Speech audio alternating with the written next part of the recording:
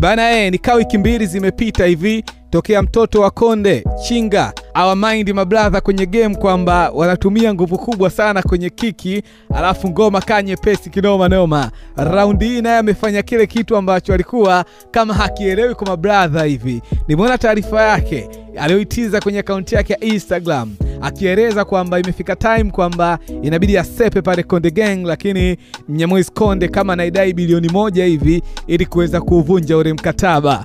Nimepitia sana mara 2 mara 3 ule mwandiko, alafu nikaona ni mwandiko wa kutafuta attention tu. Sio unanielewa vizuri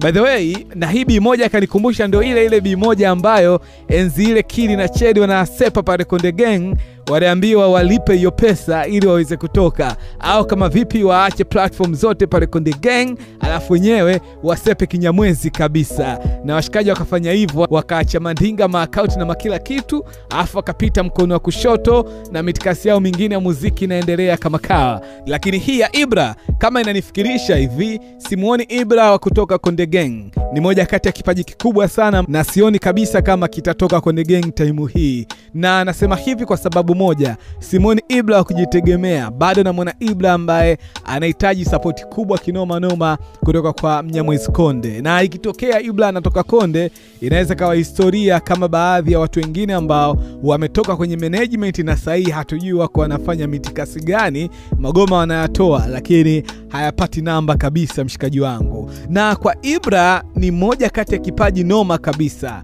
Ni kipaji ambacho kimekosa respect, ni kipaji ambacho watu wamekipa sikio lakini kimeshindwa kuizingatia ile sikio ambayo watu wameipa kutokana labda na management ambayo ipo nayo na vitu kama hizo. Lakini binafsi bado narudia tena na tena na tena, simuoni Ibra akitoka pale Konde Gang. Mimi naitwa Blenga na hizi ni info za Blenga.